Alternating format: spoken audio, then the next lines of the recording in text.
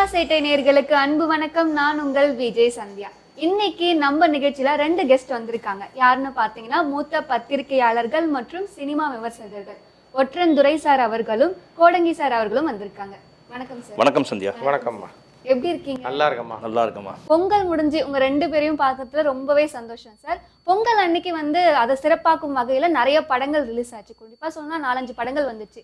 அதுல தனுஷ் அவர்களுடைய நடிப்புல கேப்டன் மில்லர் படம் வந்துச்சு.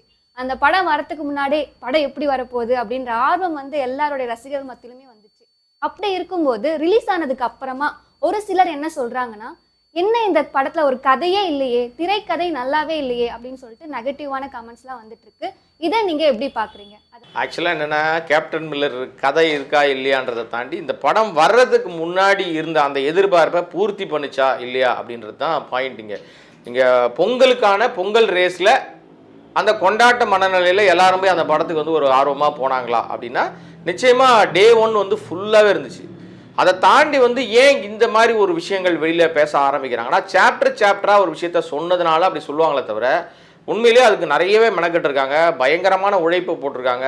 எனக்கெல்லாம் அந்த ஆர்ட் டிபார்ட்மெண்ட் ஒர்க்கும் நம்ம இசை அது அவ்வளவு பிரமாதமாக ஒரு விஷயத்தை நம்ம கண்ணு முன்னாடி கொண்டு ஒரு பெரிய விஷயத்தை எடுத்துகிட்டு வைக்கிறது இருக்குல்ல, அதில் ஒர்க் பண்ணி எல்லாருமே சோட போன ஆட்களே கிடையாது. அது ரொம்பவே அவங்க ஒர்க் பண்ணியிருக்காங்க. அந்த ஒர்க்குக்கு அது கண்டிப்பாக ஒரு பெரிய அவங்களுக்கு ஒரு பலன் கிடைச்சிருக்கு. செகண்ட் திங் என்ன ஒரு விஷயம் அப்படின்னா, ஏன் கதை இல்லைன்னு சொல்ல வராங்க அப்படின்னா, இது பேசுகிற அரசியல் இருக்குல்ல, இதுதான் மெயினிங்க. இதில் என்ன அரசியல் பேசியிருக்குன்னா, இன்னைக்கு இருக்கிற அது பீரியட் ஃபிலிம்னு சொல்கிறாங்க.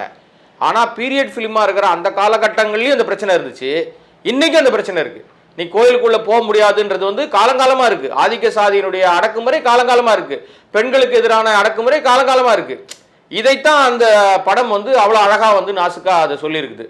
நீங்கள் கதைனா என்ன நினைக்கிறாங்க, ஒரு ஹீரோ இருக்கணும், ஒரு ஹீரோயின் இருக்கணும், ஒரு வில்லன் இருக்கணும், இவங்களுக்குள்ள ஒரு பஞ்சாயத்து வரணும், ஒரு காதல் இருக்கணும், ஒரு மோதல் இருக்கணும்னா இதெல்லாம் தாண்டி நாங்கள் கதை சொல்லுவோம் அப்படின்னு சில இயக்குநர்கள் தான் வருவாங்க. அந்த இடத்துல இந்த படத்தினுடைய இயக்குனரும் சரி, தனுஷும் இப்போ எடுக்கிற கதைகளும் பார்த்தீங்கன்னா அந்த மாதிரி ஒரு பேட்டர்ன்லேயே அவர் ரொம்ப ரசித்து இந்த படத்தில் பண்ணியிருக்காரு. அதனால் எங்களை பொறுத்த வரைக்கும் சினிமாவை நேசிக்கிற எல்லாருக்கும் கேப்டன் மில்லர் பிடிச்சிருக்கும். பட் வணிக ரீதியாக அந்த படம் எவ்வளோ தூரம் போகுதுன்னு இன்றைக்கி நம்ம ஜட்ஜ் பண்ண முடியாதுங்க. இன்னும் டைம் இருக்குது. ஏன்னா படம் வெளியாகி 4-5 நாள் தான் ஆகுது. இதுக்குள்ளே அது பெரிய லெவலுக்கு போயிடுச்சா போலியான்ற 1000 கருத்துக்கள் 1000 விஷயங்கள் வரலாம். ஆனால் டைம் இருக்குது. அடுத்த படம் வர வரைக்கும் இதற்கான பெரிய ஒரு ஓப்பனிங் இருக்க தான் செய்யும். பொங்கல் கொண்டாட்டம் என்று முடியல. இப்போ பொங்கல் முடிஞ்சாலும் கொண்டாட்டம் இருக்க தானே செய்யுது. ஸோ அதனால் வில் வெயிட். ஸோ அது வெயிட் பண்ண பிறகு என்னெல்லாம் வருதுன்றதை பொறுமையாக பார்க்கலாம். என்னை பொறுத்த வரைக்கும் படம் எல்லா மக்களுக்கும் பிடிச்ச மாதிரி ஒரு விஷயமா தான் ட்ராவல் ஆயிருக்கு. அது இந்த படத்தில் பார்த்தீங்கன்னு வச்சுக்கோங்களேன், எல்லாருமே நீங்கள் சொன்னது எல்லாமே சொல்கிறாங்கன்னா இதுக்கு காரணம் என்னன்னா ரசிகர்கள் தான். அதாவது தனுஷுக்கு ஆப்போசிட் ஆக்டர் இருக்காருன்னு வச்சுக்கோங்க, அவங்க ரசிகர் இந்த மாதிரி இதை பற்றி குறையாக சொல்லுவாங்க. இன்னொரு படத்தை இவங்க ரசிகர்னு சொல்லுவாங்க. அதனால தான் இந்த மாதிரி ஒரு நெகட்டிவான ஒரு விமர்சனங்கள் வருது. இந்த படத்துக்கு உண்மையிலே சொல்லணும்னா கோடங்கி சொன்ன மாதிரி உழைப்புன்றது தனுஷோட உழைப்பு அவ்வளோ டெடிக்கேட்டடாக ஒர்க் பண்ணியிருக்காருன்னு சொல்லலாம். அதில் பண்ணதெல்லாம் பார்த்தீங்கன்னு வச்சுக்கோங்களேன், உண்மையிலே அவ்வளோ கஷ்டப்பட்டு ஒர்க் பண்ணியிருக்காரு. அதே மாதிரி கூட இருக்க மற்ற ஆர்டிஸ்ட்டுங்க பார்த்தீங்கன்னா சின்ன சின்ன நடிகைகள் கூட அதில் பார்த்தீங்கன்னா ஒவ்வொருத்தரும் மெனக்கெட்டு ஒர்க் பண்ணியிருக்காங்க அந்த படத்தில் அப்படின்னே சொல்லலாம். அதே சமயத்தில் ஆர்ட் டைரக்டர் இவர் சொன்ன மாதிரி நல்லாவே பண்ணியிருக்காங்க. அதில் ஒரு சின்ன ஒரு இது பலர் விமர்சனத்தில் வச்சதும் அதே ஒன்று தான். அந்த 1930s அந்த மாதிரி மிஷின் கன்ஸ் இருந்துச்சா அப்படின்ற மாதிரி சொன்னாங்க. அதை கொஞ்சம் அந்த ஆர்ட் டைரக்டர் கொஞ்சம் யோசிச்சு பண்ணியிருக்கலாம். அது அந்த அளவுக்கு இருந்துச்சான்னு ரிசர்ச் பண்ணியிருந்தாருன்னா கொஞ்சம் நல்லா இருந்திருக்கும். அதில் பார்த்தா இன்னும் அந்த காலத்தில் டெக்னிக்ஸ் இருந்த மாதிரி. ஏன்னா பிரிட்டிஷர்ஸ் இங்கே தான் ரூல் பண்ணாங்க. அப்போ பிரிட்டிஷர்ஸ் கிட்ட இல்லாத டெக்னிக்ஸ் இவங்க கிட்ட இருந்த மாதிரி காமிச்சிருக்காங்க. அதெல்லாம் தான் கொஞ்சம் யோசிக்க வேண்டியதாக இருக்குது. மற்றபடி பார்த்தீங்கன்னா தனுஷோட எஃபர்ட்ஸ் மற்ற ஆர்டிஸ்ட் ஒவ்வொருத்தரும் அதில் நடித்தவங்க எல்லாருமே அந்த நிவேதிதா சதீஷ் சொல்லலாம், அப்புறமா கதாநாயகி அவங்களையும் சொல்லலாம், அந்த பிரியங்கா எல்லாருமே அவங்களோட எஃபர்ட்ஸை உண்மையிலே போட்டிருக்காங்க. அதனால் அந்த நடிகர்களை அவ்வளோ அழகாக வேலை வாங்கியிருக்காரு அருண் மாதேஸ்வரன். அவரோட ஸ்கிரிப்ட் ஒர்க்லேருந்து எல்லாமே நல்லா இருந்துச்சு. இவர் சொன்ன அந்த சாப்டர்னு பிரித்து போகிறாங்க பாருங்களேன், அப்பதான் வந்து கொஞ்சம் நெருடலாக இருக்கும் அந்த ஆடியன்ஸ்க்கு திடீர்னு இந்த மாதிரி பார்க்கும்போது. பட் அருண் மகாதேஸ்வரனோட படங்கள் வந்து இதுக்கு முன்பு இருக்க 2 படங்களும் பார்த்தீங்கன்னா கூட அதே மாதிரி தான் இருந்திருக்கு. அதனால வந்து அவருடைய படங்களை பார்க்குறவங்களுக்கு இது புதுசாக தெரியாது, புதுசாக பார்க்குறவங்களுக்கு அது கொஞ்சம் புதுசாக இருக்க மாதிரி இருக்கும் இல்லையா. மற்றபடி கேப்டன் மில்லர் வந்து என்னை பொறுத்த வரைக்கும் ஆடியன்ஸு விரும்பி பார்க்கக்கூடிய ஒரு படம் தான். இதில் ஒன்று சொல்லணும் அப்படின்னு பார்த்தீங்கன்னா அருண் மகாதேஸ்வரனோட படங்களை பார்த்தீங்கன்னா ரொம்ப கொடூரமாக இருக்கும், ராவாக இருக்கும். அந்த கொடூரம் இதில் கிடையாது அப்படின்னு சொல்லலாம். அவருடைய முந்தைய படங்கள் பார்த்தீங்கன்னா ராக்கி அதெல்லாம் பார்த்தீங்கன்னா வந்து ரொம்ப ராவா இருக்கும். இன்னொரு விஷயம் என்னன்னா அது வந்து நீங்க ஃபேமிலியா உட்காந்து பார்க்க முடியாது, அவ்வளோ பயங்கரமா இருக்கும். பயங்கரமா வயலன்ஸ் ரொம்ப இருக்கும். அதுல கொஞ்சம் கூட குறையாத அளவுக்கு இதே வயலன்ஸ் தான் இருக்கு. ஆனா அந்த வயலன்ஸ் இருக்குது, அதை நம்ம பார்த்து அதை உணர்றதுக்கு முன்னாடி இந்த வயலன்ஸ் நம்மளை தாண்டி போயிடுது. வார் ஃபிலிம் மாட்டோம், அது தாண்டி கடந்து நம்ம வந்து போயிடுறதுனால பிளஸ் நம்மளை வந்து அந்த இடத்துல நம்ம அப்படியே ஸ்டாக்னட் ஆகி நிற்க விடாத அளவுக்கு மியூசிக் நம்மளை வந்து தள்ளிட்டு கொண்டு போயிடுது. ரொம்ப ப்ளஸ் பாயிண்ட்டே அதுதான். ஜிவியோட மியூசிக் வந்து இந்த படத்துக்கு ஒரு பெரிய ப்ளஸ்ன்னு சொல்லலாம். அவரோட ஆர்ஆர் வந்து அந்த அளவுக்கு பேசி இந்த படத்துக்கு வந்து ஒரு நெக்ஸ்ட் லெவலுக்கு எலிவேட் பண்ணிருக்கா, அதுக்கு ஜிவியோடைய மியூசிக் அப்படின்றத அடிச்சு சொல்லலாம். இன்னொரு விஷயம் என்னன்னா எல்லா இடங்கள்லையும் இந்த பிஜிஎத்தை பற்றி நிறைய பேசுவாங்க. இந்த படத்தில் வந்து நீங்கள் லாஸ்ட் எல்லாம் படமே முடிஞ்சிருச்சு, முடிஞ்ச பிறகு எல்லாரும் டைட்டில் கார்டு போடுவாங்க. அந்த டைட்டில் கார்டு கூட தனியாக பிஜிஎம் போட்டிருக்காரு, தனியாக மியூசிக் பேக்ரவுண்ட் மியூசிக் அடிச்சிருக்காரு. அது எல்லாம் அந்த உழைப்பு தான் இப்போ நீங்கள் வந்து ரிஃப்ளெக்ட் ஆகும். நமக்கு தமிழ்லேருந்து ஒரு படம் இந்த மாதிரி ஒரு பெரிய ஹிஸ்டாரிக்கல் படம் எடுத்திருக்கோம், நீங்கள் உலக தரத்துக்கு நம்ம எடுத்துகிட்டு போய் அந்த படத்தை கொடுக்க முடியும் அப்படின்னு ஒரு பாயிண்ட் வந்துச்சுன்னா இந்த படம் அதுக்கு எடுத்துகிட்டு போகிற அளவுக்கு தகுதியாக இருக்கு. ஆனால் நிச்சயமாக இருக்குது. ஏன்னா இது சொல்ல சின்ன சின்ன ஃப்ளாஸ் இருக்க தான் செய்யுது. நீங்கள் வந்து மிஷின் கன் அப்படி யூஸ் பண்ணாங்களா, அப்போ அந்த மாதிரி விஷயங்கள்லாம் இருக்கா அப்படின்றதான் எல்லா படங்களும் ஏதோ ஒரு இடத்துல ஒரு சின்ன சின்ன இருக்கும். அதெல்லாம் தாண்டி இந்த படத்தை வந்து ஃபுல்ஃபில்லாக ஒரு சினிமாவாக எடுத்துகிட்டு போய் நம்ம கொடுக்க போகிறோம் அப்படின்னா இன்டர்நேஷனல் ஃபெஸ்டிவல் எது கொண்டாலும் அனுப்ப முடியுமா, அந்த குவாலிட்டி இருக்கான்னா நிச்சயமாக இருக்குது. எப்படி வரும்னா அந்த குவாலிட்டி எதை வச்சு மீன் பண்ணுவாங்கன்னா ஃபேண்டசி ஃபிலிமை ஃபெஸ்டிவல் எடுக்க மாட்டாங்க பெருசாக. நீங்கள் ஒரு ஜானரில் எடுக்கிறீங்க அப்படின்னா ஒரு டோன் இருக்கும். நீங்கள் இன்டர்நேஷனல் ஃபெஸ்டிவலுக்கு போகிற எல்லா படமும் ஹாலிவுட் படங்கள்லாம் பார்த்தீங்கன்னா ஒரு கலரில் தான் இருக்கும். படம் தொடர்ந்து முடிகிற வரைக்கும் ஒரே கலர் இருக்கும், ஒரே டோனில் இருக்கும். அந்த டோன் அந்த கலர் வந்து மாறவே மாறாது. அதே மாதிரி தான் அவங்க சொல்கிற விஷயமும் அப்படி தான் இருக்கும். ஆனால் அதுக்குள்ள நிறைய சொல்லியிருக்காங்க. சுதந்திர போராட்டத்தை சொல்கிறாங்க, பெண் அடிமைத்தனமாக பேசுகிறாங்க, கோயில் கருவறை சம்மந்தப்பட்டு பேசுகிறாங்க. இப்படி எல்லா விஷயங்களும் தனித்தனியாக இருந்தாலும் அதை ஒன்றா ஒரு நேர்கோட்டில் கொண்டு வந்து நமக்கு ப்ரெசென்ட் பண்ணுற விஷயம் இருக்குல்ல.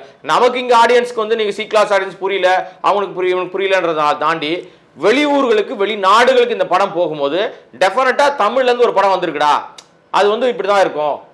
நம்ம உலகத்தரத்துக்கு படம் பண்ணோன்னா இந்த விஷயங்களை நம்ம கற்றுக்கணும். இதெல்லாம் வந்து ஒரு சோதனை முயற்சி தான். அதனால் இந்த குறைகளை எல்லாம் மறந்துட்டு இந்த படத்தை பார்க்குற எல்லாருக்கும் இந்த படம் வந்து ப்ளஸ் பாயிண்ட்டாக தான் இருக்கும். அதில் எந்த நமக்கு ஒரு பெரிய விஷயமா இருக்காது.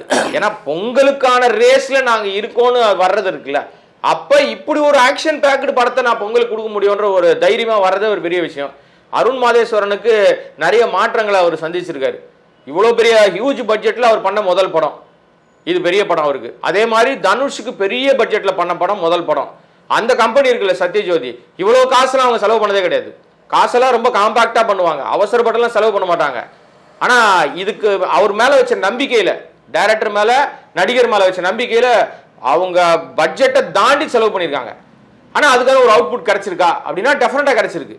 ஒரு பாசிட்டிவ் வைப் எல்லாருக்கிட்டையுமே இருக்குது. நீங்கள் இப்போ இன்றைக்கி வந்து சோஷியல் மீடியாவில் வரக்கூடிய நெகட்டிவ் பாயிண்ட் இருக்குல்ல, இது எல்லாமே நம்ம இவர் சொன்ன மாதிரி வந்து இன்னொரு நடிகரை பற்றி பேசுகிறதுல இப்போ அப்படி மாறி போச்சு. இந்த படத்தை ஓடிக்கிட்டு இருக்கிற படத்தை ஓடலன்னு பேசுகிற ஆட்கள், வர்றதுக்கு முன்னாடி அந்த படம் குப்பன்னு பேசுகிற ஆட்கள் ஜாஸ்தி ஆகிட்டாங்க. இவங்களை நம்ம எந்த கேட்டகரியில் வைக்க முடியும்? தீர்மானிக்கிற சக்தி ரசிகன் தாங்க, அவன் தான் முடிவு பண்ணுவான். மவுத் டாக்கில் வெளியில் போகும்போது அதுதான் தீர்மானிக்கிற சக்தியாக மாறும்.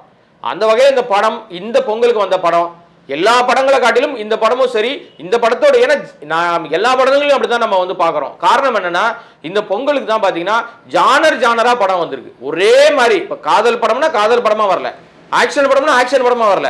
இது ஒரு ஜானர்ல வந்திருக்கு, அது ஒரு ஜானர்ல வந்து, அது வேற மாதிரி ஒரு ஜானர், நிறைய படங்கள் வந்திருக்கு இல்லையா. இந்த படங்கள் எல்லாம் தனித்தனி ஜானர்ல இருக்கு. இதை யாரெல்லாம் புரிஞ்சுக்கிறாங்க, எத்தனை பேர் வந்தாலும் போட்டியில ஒருத்தர் தான் ஜெயிக்க முடியும். நம்பர் 1 இடம் ஒருத்தர் தான் வர முடியும், ஓடி ஒருத்தர் தான் ஜெயிக்க முடியும். அந்த ஒருத்தர் ஜெயிச்சிட்டாரா இல்லையான்றதை நம்ம இப்போ சொல்ல முடியாது. ஸோ வெயிட் பண்ணி தான் பார்க்கணும். அதான் சார், நிறைய வந்து டிராபேக் இருந்தாலுமே அந்த படம் வந்து நல்லா தான் இருக்கு, நிறைய பேர் எஃபெக்ட் போட்டிருக்காங்க. ஸோ அடுத்ததான் வந்து அயலான், சிவகார்த்திகேயனுடைய மூவி. புதுசா வந்து அந்த ஏலியன்ஸ்லாம் கொண்டு வந்திருக்காங்க, அதுவும் அதோடைய விஷுவல் எஃபெக்ட்லாம் வந்து ரொம்பவே சூப்பரா பண்ணியிருந்தாங்க.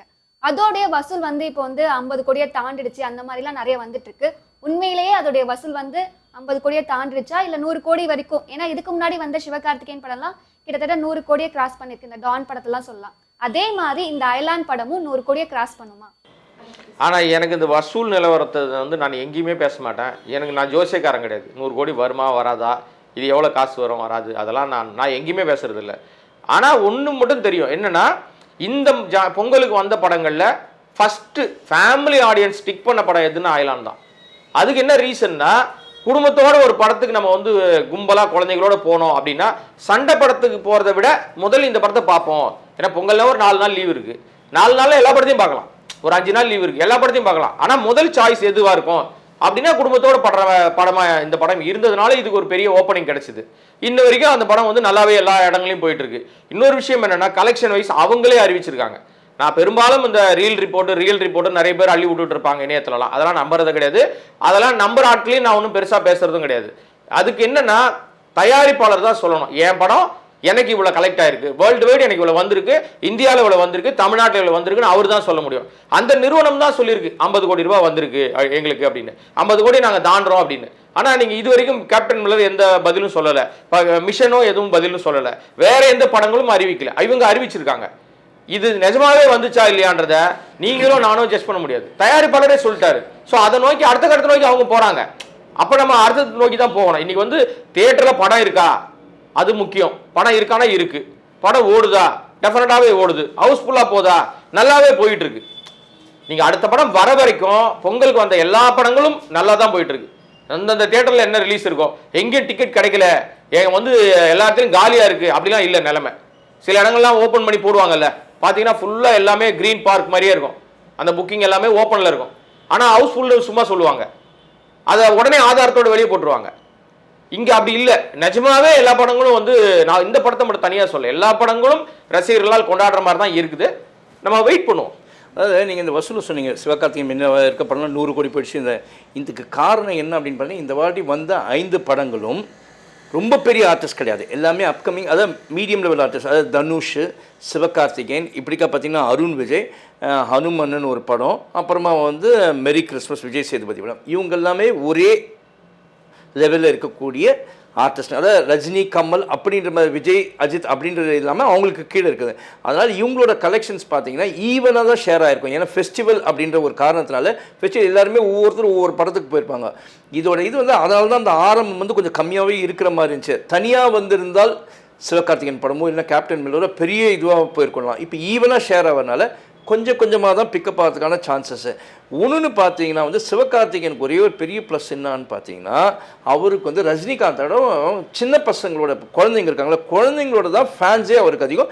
அதே மாதிரி பார்த்தீங்கன்னா ஃபேமிலி ஆடியன்ஸ் இருக்காங்களா, அதாவது லேடிஸ் எஸ்பெஷலி, அவங்க எல்லாருமே பெரும்பாலும் வந்து சிவகார்த்திகேயன் படத்தை விரும்பி பார்ப்பாங்க. ஏன்னா அவருக்கு வந்து ஹியூமர் இருக்கும், அந்த படத்தில் வந்து எப்பயுமே காமெடி பண்ணி ஜாலியாக பண்ணிட்டு போகிறார். அதனால் அவருக்குன்னு ஒரு தனியான ஒரு ஆடியன்ஸ் இருக்கிறதுனால சிவகார்த்திகேயன் படத்தை நம்பி எல்லாருமே போவாங்க. ஒன்று இந்த படத்தில் பார்த்தீங்கன்னா புதுசாக இருக்குது என்ன அப்படின்னு பார்த்தீங்கன்னா ஏலியன். நிறைய படங்கள் ஏலியனை பற்றி வந்திருக்கு, ஆனால் அந்த ஏலியனை பற்றி படங்கள் பண்ணும்போது அதில் எஃபர்ட்ஸ், டெக்னிக்கல் ஒர்க்ஸ் இருக்கு இல்லைங்க, இதில் பார்த்தீங்கன்னா அந்த சிஜி ஒர்க்ஸ்லாம் வந்து உண்மையிலேயே வந்து நல்லாவே பண்ணியிருக்காங்க. ஏன்னா அதுக்கு வந்து அந்த ரவிக்குமார் டைரக்டர் இருக்காரு, ஒரு 3 வருஷத்துக்கு கிட்ட மெனக்கெட்டார் அந்த படத்துக்கு, 3 to 4 years. அதை வந்து அவ்வளோ அழகாக கொண்டாடணும். அட்லாஸ்ட் அதை கொண்டாந்துட்டாங்க. அந்த படத்தில் வந்து அந்த சிஜி ஒர்க்ஸ் நல்லா இருந்துச்சு, அதே மாதிரி அந்த ஸ்க்ரீன் பிளேவும் நல்லா தான் இருந்துச்சு. சிலருக்கு என்ன நினச்சி திடீர்னு ஒரு சயின்ஸ் பற்றி போய்ட்டு திடீர்னு வந்து ஃபேமிலி பற்றி இந்த மாதிரி ஒரு கிராமத்தில் காட்டுற மாதிரி இருக்காங்க. பட் அப்படி இருந்தால் தான் நம்ம தமிழ் ஆடியன்ஸ் இருப்பாங்க. வெறும் சயின்ஸே வந்து ஒரு தமிழ் படத்துலையோ இல்லை வெறும் ஒரு கிராமத்து படமாகவே இருந்தால் ஏற்றுக்கிறது வந்து கொஞ்சம் குறைபாடு இருக்கும். ஆனால் இதில் வந்து ரெண்டுமே இருக்கிறதுனால அதை பேலன்ஸ் பண்ணி ஆடியன்ஸ் ஏற்றுக்கிறதுனால என்னை பொறுத்த வரைக்கும் கேட்டால் அயலானும் இட் இஸ் சக்ஸஸ்ஃபுல் ஃபிலிம்னு தான் நான் சொல்லுவேன். மிஷன் சாப்டர் 1 அருண் விஜய் அவர்கள் நடித்த படத்துக்கு வந்து நல்லா பாசிட்டிவான ரிவ்யூஸ் தான் வந்திருக்கு. ஆனால் இதில் ஒரு விஷயம் என்னன்னா, தனுஷ் அவர்களுக்கு வந்து தியேட்டர் வந்து கவுண்ட் அதிகமாக வந்திருக்கு. அதே மாதிரி அயலான் படத்துக்கும் நிறைய தியேட்டரில் ரிலீஸ் பண்ணியிருந்தாங்க. ஆனால் இந்த மிஷன் சாப்டருக்கும் சரி, இந்த மேரி கிறிஸ்மஸ்க்கும் சரி, அந்த தியேட்டருடைய கவுண்ட்லாம் வந்து கம்மியாக வந்திருக்கு. இதுக்கு காரணம் என்ன நினைக்கிறேன்? நான் தான் சொல்லிட்டேன்ல, அந்த ரேஞ்சில் பார்த்தீங்கன்னா சிவகார்த்திகேயன், தனுஷ்குன்னு ஒரு பெரிய மார்க்கெட். அதுக்கு அடுத்த லெவலில் இருக்கிறவர் அருண் விஜய். அதாவது பிஸ்னஸ்ன்னு பார்த்தீங்கன்னா ஒரு சேனலில் பெரிய சேனல் சின்ன சேனல் தான் பார்க்குற அளவுக்கு தான் இன்றைக்கி எஸ்டிமேட் பண்ணுவாங்க ஆடியன்ஸே. அந்த மாதிரி தான் அவங்களுக்கு ஓப்பனிங் இருக்கிறனால தியேட்டர் வந்து அவங்களுக்கு வந்து டக்குன்னு கொடுத்தாங்க. இவங்களுக்கு தியேட்டர்ஸ் வந்து முதல்ல கொஞ்சம் கம்மியாக தான் கட்சிருக்கும் ஸ்க்ரீன்ஸு, அது உண்மை தான், அது கண்டிப்பாக கட்சிருக்கும். ஏன்னா இங்கே மெரி கிறிஸ்மஸை வந்து ஒரு ஹிந்தி படம் அப்படின்ற மாதிரி தான் பார்த்தாங்க. Though it is multi language ஃபிலிம்னா கூட அது வந்து ஒரு ஹிந்தி படம் டப்டு வெர்ஷன் ஆட்டம் தான் பார்க்குறாங்க. அதே மாதிரி ஹனுமனையும் டப்டு வெர்ஷன் ஆட்டம் தான் பார்க்குறாங்க. அதனால தான் இங்கே அந்த 2 படத்துக்கு கிடைச்ச ஓப்பனிங் உங்களுக்கு கிடைக்கல. ஆனால் அதுக்கப்புறமா வந்து பார்த்தீங்கன்னா இப்போ நேற்று பேட்டியில் கூட அவர் வந்து அந்த ப்ரெஸ் மீட்டில் கூட என்ன தேங்க்ஸ் கிவிங் மீட்டில் சொன்னார்னா எங்களுக்கு இப்போ ஸ்க்ரீன்ஸ் இன்க்ரீஸ் ஆகிருக்கு அப்படின்னு தான் சொன்னார். இது ஆப்வியஸாக நடக்கிறது தாங்க. ஒரு நல்ல ஆர்டிஸ்ட் படம் நல்ல படமாக இருந்தால் கூட ஸ்லோவாக தான் பிக்கப் ஆகும். ஏன்னா பெரிய ஆர்டிஸ்ட் படம் இருக்கும்போது நெக்ஸ்ட் வந்து இருக்க ஆர்டிஸ்ட்டு கொஞ்சம் கம்மியாக இருக்கும். அந்த மாதிரி தான் இதுக்கு இருக்குன்னு நான் பார்க்குறேன். நீங்கள் எப்படி சொல்லுங்க கூடங்கி? ஆக்சுவலாக என்னென்னா ஒரே ஒன்றுங்க, எனக்கு இன்னொரு விஷயம் என்னென்னா இவர் சொன்ன மாதிரி அந்த டைட்டில் வந்து இங்கிலீஷ் படத்துலேருந்து டப் பண்ண மாதிரி எல்லாரும் ஃபீல் ஆகி போச்சு. மிஷன் இப்போ நம்மனா வந்து மிஷன் இம்பாசிபிள், அப்புறம் டெர்மினேட்டர், இப்படிலாம் இங்கே ஆங்கில படங்கள் வந்தது. ஹாலிவுட் படங்களை வாங்கி நம்ம ஆட்கள் தமிழில் போட்டு பண்ணிட்டு இருந்தாங்க. அந்த பேட்டர்னில் இதுக்கு வச்சதே வேறு ஏதோ டைட்டில் வச்சுருக்காங்க. அச்சம் இல்லையோ அது மாதிரி ஏதோ ஒரு வாட்டவர் ஏதோ ஒரு பேரை வச்சு தான் முதல்ல பண்ணியிருந்தாங்க. அதுக்கப்புறம் நாம் பண்ணுறோம் லைக்கா கிட்ட அது வந்த பிறகு தான் அந்த ரைட்டில் மாற்றப்பட்டுச்சு. அதை வந்து டேரக்டரே ஓப்பனாக அங்கே வந்து உடச்சி விட்டார். ஆக்சுவலாக என்னென்னா இதுதான் ஒரு காரணமாக இருந்துச்சு. 2வது இந்த படத்தை வந்து இவங்க கொண்டு வந்த விதம் இருக்குல்ல, இதை கொண்டு வந்த விதத்தில் வந்து பார்த்தீங்கன்னா இவங்க இன்னும் நிறைய இடங்களுக்கு இது தமிழ் படம், இது நேரடியான தமிழ் படம்னு ப்ரொமோட் பண்ணுற இடங்கள்ல நிறைய மிஸ்டேக்ஸ். அதனால வந்து இப்போ எல்லாரும் மைண்ட் என்ன இருக்குது, பொங்கல்னோடனே சிவகார்த்திகேயன் படம் வருது, நம்ம இவரோட தனுஷ் படம் வருது, இது மட்டும்தான் இருந்துச்சு. இவங்க ஆல்ரெடி லைக்கா என்ன பண்ணாங்கன்னா முதல்ல நாங்கள் பொங்கலுக்கு வரப்போகிறோம் லால் சலாம் தான் சொல்லியிருந்தாங்க. ஸோ அது வரல, திடீர்னு கேன்சல்னோடனே திடீர்னு மிஷன் ஒரு படம் வந்தோடனே என்ன நினச்சிட்டாங்க எல்லாருமே, நான் அப்படி நினச்சேன். அது மாதிரி தான் பல பேர் நினச்சிருப்பாங்கன்னு நினைக்கிறாங்க. ஏன்னா என்கிட்ட பேசினா நிறைய பேர் என்ன சொன்னாங்கன்னா, ஏப்பா இது தமிழ் படமே தெரிலப்பா, இது வந்து இங்கிலீஷ் படம் மாதிரி இருக்குதுப்பா அப்படிதான். ஆனால் படம் பார்த்தீங்கன்னா உண்மையிலேயே அருண் விஜய் ரொம்பவே அதில் பயங்கரமாக மெனக்கெட்டு இருக்காரு. எமி ஜாக்சன் நிஜமாவே அந்த ஃபர்ஸ்ட் ஹாஃப்ல இது வரைக்கும் எமி ஜாக்சன் எப்படி பார்த்துருப்பாங்கன்னா ஒரு கிளாமர் டாலாக பார்த்துருப்பாங்க. அப்படிதான் இது வரைக்கும் அவங்களுக்கான அந்த கதாபாத்திரங்கள்லாம் கொடுக்கப்பட்டுருச்சு. இதில் நிஜமாவே ஆக்ஷன் பயங்கரமாக அவங்க வந்து ஒரு டெரரான போலீஸ் ஜெயிலராக அவங்க இருக்காங்க. இது எல்லாமே ரொம்ப புதுசு. இந்த ஜானரில் நீங்கள் அருண் விஜயே பார்க்க முடியாது. நல்லா ஒர்க் பண்ணியிருக்காரு, பயங்கரமாக ஹார்ட் ஒர்க் பண்ணியிருக்காரு. பட் அந்த ஹார்ட் ஒர்க்குக்கு ஏற்ற மாதிரி நீங்கள் ஆடியன்ஸ் கிட்ட கொண்டு போய் சேர்த்த விஷயத்தில் குழப்பிட்டாங்க. அது கரெக்டாக போய் ரீச் ஆயிருந்ததுன்னா நிஜமாவே இந்த படத்துக்கு பெரிய ஓப்பனிங் இருந்திருக்கும். இப்போ என்ன வரக்கூடிய தகவல் என்னன்னா, நீங்கள் கேப்டன் மில்லரு இல்லை அயலான் இதோட சேர்ந்து இந்த படத்துக்கும் இப்போ நிறைய ஸ்க்ரீன்ஸ் வந்து இன்க்ரீஸ் ஆயிருக்குன்றாங்க. இது பெரிய ப்ளஸ்ஸுங்க அவங்களுக்கு. அவங்கள பொறுத்த வரைக்கும் இது வந்து அவங்க கிடைக்கிற ஒரு ஷோ இன்க்ரீஸ் ஆனால் கூட ஒரு பெரிய வெற்றி தான் அவங்களுக்கு. ஏன்னா அவங்க எதிர்பார்த்ததை விட ரெஸ்பான்ஸ் இருக்கு. இப்போ பட் பார்த்த எல்லாருக்குமே தெரியுது இந்த படம் வந்து அருண் விஜய் கேரியர்லேயே அவர் பெக்யூலியராக நிறைய கதைகள் இப்போ ட்ரை பண்ணிட்டு இருக்காருல்ல, அதில் புதுசாக அவர் ட்ரை பண்ணியிருக்காரு, நல்லாவே ஒர்க் பண்ணியிருக்காரு. அந்த வகையில் இந்த படம் வந்து இந்த சின்ன சின்ன விஷயங்கள் இவங்க கரெக்ட் பண்ணியிருந்தாங்கன்னா அவங்களுக்கு ஈக்குவலாக சண்டை போடுற மாதிரி ஒரு படம் வந்திருக்கும். இப்போ எல்லார் பார்வை எப்படி இருந்துச்சு, அருண் விஜய்னே மைண்ட்ல ஏறலையே எல்லாருக்குமே, தனுஷும் சிவகார்த்திகேயன் மட்டும்தான் மைண்ட்ல இருந்தாங்க. அதுதான் ஒன்றுன்னு இதில் பார்த்தீங்கன்னு வச்சுக்கோங்களேன், இந்த படத்தில் வந்து ஸ்டண்ட் ஒரு பெரிய ஸ்டண்ட் சில்வா தான் வந்து இந்த படத்துக்கு ஸ்டண்ட்ஸ் பண்ணியிருக்காரு. உண்மையிலேயே அவரோட ஒர்க்மேன்ஷிப்பை பார்த்தீங்கன்னா ஸ்டண்ட் அவ்வளோ அழகாக பண்ணியிருக்காரு. அதே மாதிரி ஆர்ட் டைரக்டர் அவருடைய ஒர்க் அந்த ஜெயில் செட்டெல்லாம் பார்த்தீங்கன்னு வச்சுக்கோங்களேன், உண்மையிலேயே ஒரு யூஎஸில் இருக்க லண்டனில் இருக்க ஒரு பிரிசன், அந்த ஒரு ஜெயிலை அதை வந்து ஒரு செட்டு போட்டிருக்காங்க, அவ்வளோ அழகாக பண்ணியிருக்காங்க. அந்த உள்ளே இருக்க ஒர்க்லாம் பார்த்தீங்கன்னா அந்த ஃப்ரேம் ஒர்க்ஸ்லாம் பார்த்தீங்கன்னா அவ்வளோ நல்லா பண்ணியிருக்காங்க. உண்மையிலே அதில் வந்து இந்த படத்துக்கு வந்து ஒரு பெரிய ப்ளஸ் வந்து ஆர்ட் டைரக்டரையும் சொல்லலாம். அதே சமயத்தில் வந்து பார்த்தீங்கன்னா வந்து ஸ்டண்ட் கோரியோகிராஃபருக்கு அவர் சினிமாட்டோகிராஃபியும் நல்லாவே பண்ணியிருக்காங்க. அந்த படத்தில் மியூசிக்கும் அந்த படத்துக்கு ஒரு ப்ளஸ்ஸாகவே இருந்திருக்கு. ஒட்டுமொத்தத்தில் என்ன ஒரே ஒரு காரணம், ஏன் இந்த இதுன்னா 5 படங்களும் வந்துச்சு, 5 படத்துமே ஒரு வேல்யூபிள் படமாக இருக்கிறதுனால எது எதோட ஒப்பிடுறது அப்படின்ற மாதிரி இருக்கும்போது தான் சரி. பட் இந்த படத்தையும் பார்த்தீங்கன்னா இதெல்லாம் ஒரு ப்ளஸ்ஸாகவே இருந்திருக்கு. அதில் நடிப்பு அருண் விஜய் பார்த்தீங்கன்னா உண்மையிலேயே ரொம்ப கஷ்டப்பட்டு நடிச்சிருக்காரு. அதில் கூட அவருக்கு இன்ஜுரிலாம் கூட ஆச்சு, அவருக்கு நல்லாவே பண்ணியிருக்காரு. நிமிஷா சஜயன் அவங்க, எமி ஜாக்சன் இவர் சொன்ன மாதிரி இவ்வளோ நாளாக பார்த்தீங்கன்னா ஒரு ரொமான்டிக் அந்த மாதிரிலாம் பண்ணியிருந்தாங்க. இதில் வந்து ஒரு ஆக்ஷன் வந்து அவ்வளோ நல்லா பண்ணியிருக்காங்க. கூட வந்து இந்த மகேஷ் பண்ணாமல் ஒருத்தர் பண்ணியிருக்காரு, ஒரு கன்னட ஆக்டர், அவர் நிறைய பேர் பண்ணியிருக்காங்க. எல்லாருமே அவங்களோட எஸ்பெஷலி அதில் நடிச்சிருக்க அந்த குழந்தைய சொன்ன இயல், அந்த பெண் வந்து அவ்வளோ, அந்த குழந்தை நட்சத்திரம் அந்த பெண் வந்து அவ்வளோ நல்லா நடிச்சிருக்காங்க. உண்மையிலே ஆக்சுவலாக இந்த படத்தில் ஒரே ஒரு ட்ராபேக்ஸுங்க. என்ன ட்ராபேக்னா, படத்தை பற்றி நம்ம அது உள்ளே போய் சொல்கிறத விட இதோட பட்ஜெட் வந்து எனக்கு பெரிய ட்ராபேக் தான். இவ்வளோ பெரிய தொகைக்கு அவங்க வந்து பெருசாக செலவு பண்ணிட்டாங்க, பயங்கர செலவு. அந்த செலவை ரீச் பண்ணணும், அவங்க போராடணும் பயங்கரமாக.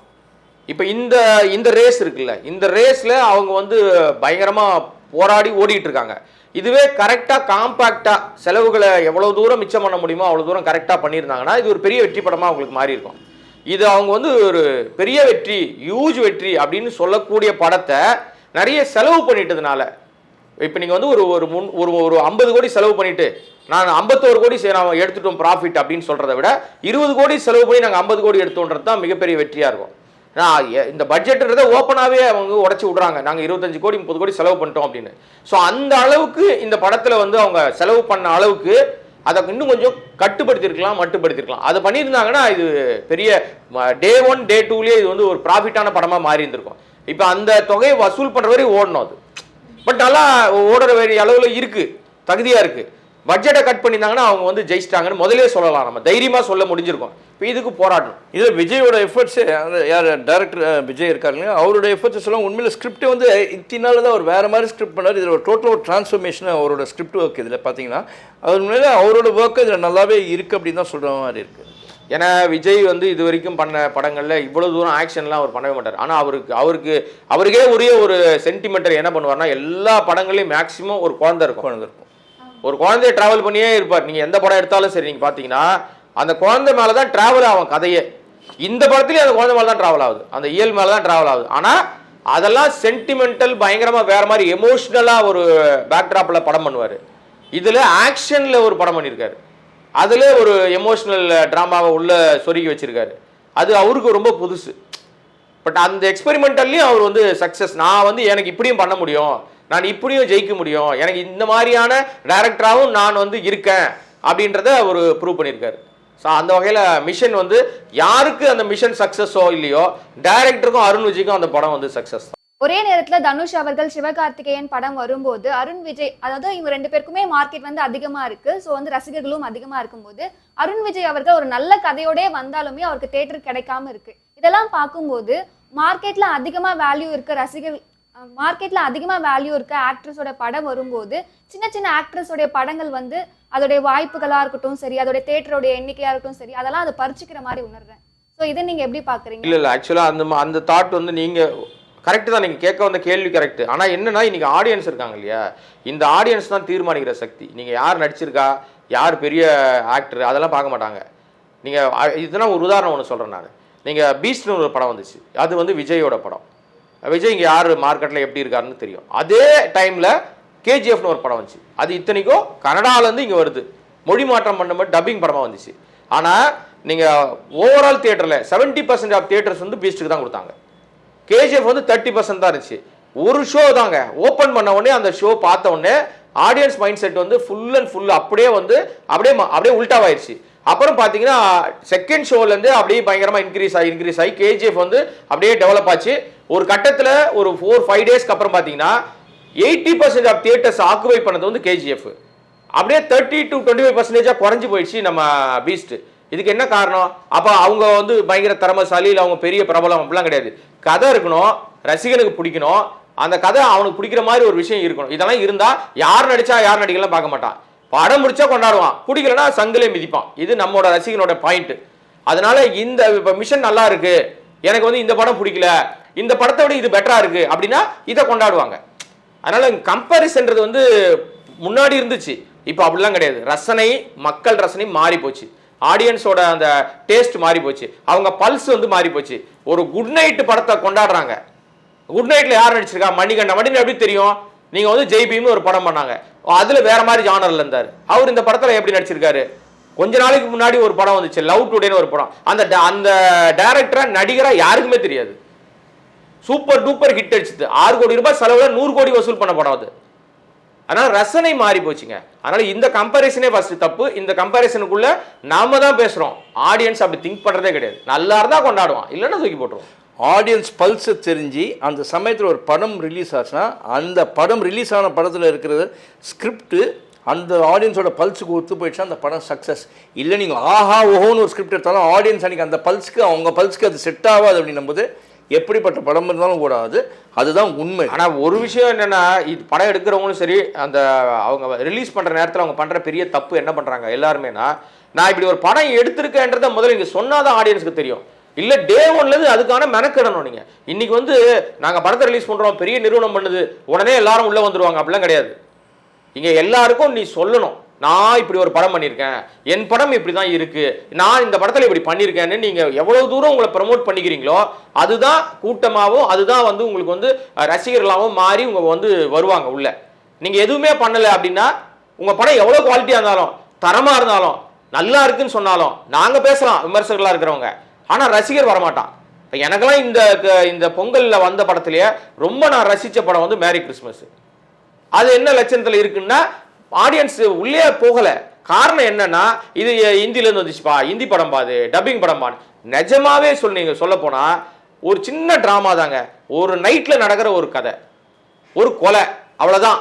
இதை வந்து யார் பண்ணா நம்ம இவருக்கு விஜய் சேதுபதிக்கு அங்கே என்ன நடந்துட்டு இருக்கு, என்ன பிரச்சனை, கொலை பண்ணவும் மாட்டினானா மாட்டலையா, விஜய் சேதுபதி என்னவா இருக்காரு, இந்த ஒரு லைன் எடுத்துக்கிட்டு ஒரு ஹிந்தியில் போய் நம்மால் ஒருத்தன் போய் அங்கே வந்து கோல வச்சிருக்கான்.